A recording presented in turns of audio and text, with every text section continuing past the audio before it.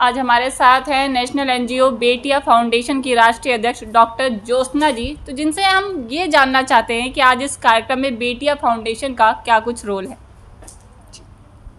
देखिए, कोई भी कार्यक्रम बिना बेटियों के संभव नहीं होता, मेरा ये मानना है।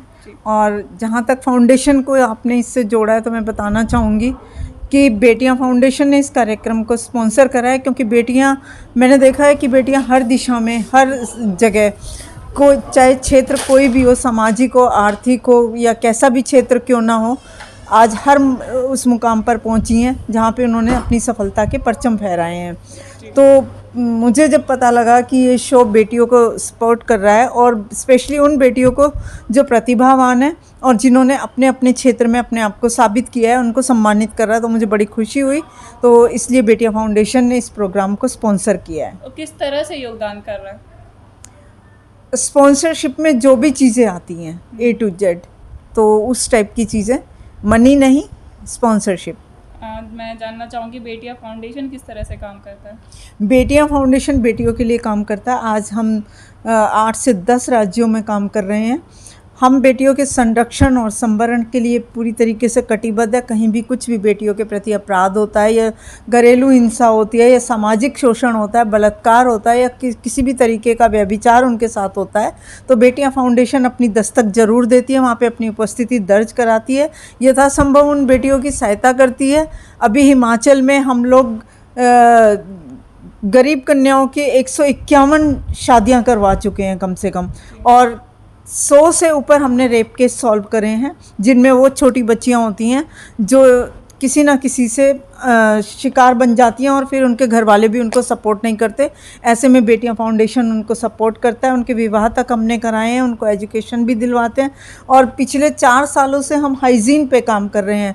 मैंने देखा है कि जो गरीब तबके की महिलाएं होती हैं, वो भले ही 4,000 कमाती हों या 40,000 कमाती हों, लेकिन 4 रुपये अपने ऊपर खर्च नहीं कर पाती हैं। उसका कारण होता है कि वो अज्ञानता है उनके भीतर। उनको ये पता ही नहीं कि शारीरिक और मानसिक रूप से सुरक्षित रहने के लिए हमें क्या करना चाहिए। तो इसके लिए हमने door to door sanitary napkin, हम उनकी काउंसलिंग करते हैं और उनको कपड़ा छुड़वा के नैपकिन पर जोर देते हैं, ताकि वो शारीरिक रूप से स्वस्थ रहें। दूसरा, कमोड शावर पे हम लोग काम कर रहे हैं। आपने देखा होगा पब्लिक प्लेसों पे, जितने भी पब्लिक प्लेस हैं वहाँ पर टॉयलेट बना दिया जाता है, नीचे टूटी लगा दी जाती है और मग्गा रख दिया जाता है। तो हमारा स्लोगन है कि मग्गा हटाओ, सुरक्षा बढ़ाओ। और मोदी जी कहते हैं बेटी बचाओ बेटी पढ़ाओ, मैं कहती हूँ बचेगी बेटी तभी तो पढ़ेगी बेटी। तो इन मुद्दों पर हम लोग काम कर रहे हैं, क्योंकि उन्हें पता ही नहीं, जब हम मैंने कितनी जगह देखा है कि साबुन वगैरह नहीं मिलता, तो लोग क्या करते हैं, वहीं से मिट्टी उठाते हैं और हाथ धो लेते हैं। उन्हें ये इस चीज़ का ज्ञान नहीं होता कि हमारे अंदर कितने अनजाने जीव जा रहे हैं और कितनी बीमारियां हमारे भीतर पनप जाती हैं। तो हाइजीन की दृष्टि से हम इन 2 मुद्दों पर स्पेशली काम कर रहे हैं। और भी जितनी भी समस्याएं होती हैं, बेटिया फाउंडेशन उन सब पर अपनी आवाज़ उठाती है, उनका सहयोग करती है। और मेरी हर ज़िले से यहाँ पर टीम आई हुई है। यहाँ हिमाचल के लोग हैं, MP के लोग हैं, UP से आए हुए हैं, उत्तराखंड से आए हुए हैं, दिल्ली के टीम के लोग आए हुए हैं। तो इस तरीके से सभी जगह हम लोग बेटिया फाउंडेशन के तहत बेटियों पर काम कर रहे हैं। क्या सरकार मदद करती है? देखिए, जहाँ तक मदद की बात है ना, तो मैं किसी पे डिपेंड नहीं हूँ।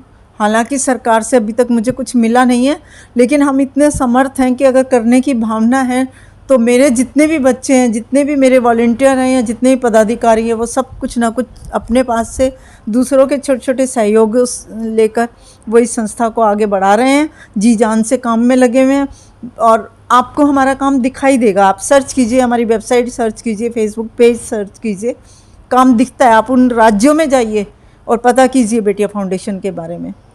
आप चैनल के द्वारा क्या संदेश देना चाहेंगी? मैं यही संदेश देना चाहूँगी कि बेटियां किसी की बपोती नहीं हैं, वो समर्थ हैं, सक्षम हैं।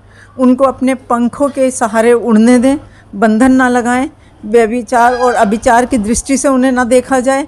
दूसरा, मैंने देखा है कि भ्रूण हत्याएं बहुत होती हैं, अनजाने बच्चे मैंने कितनी बार अपनी आंखों से देखा है कि छोटी छोटी बच्चियों को मार दिया जाता है और बहा दिया जाता है नदी में।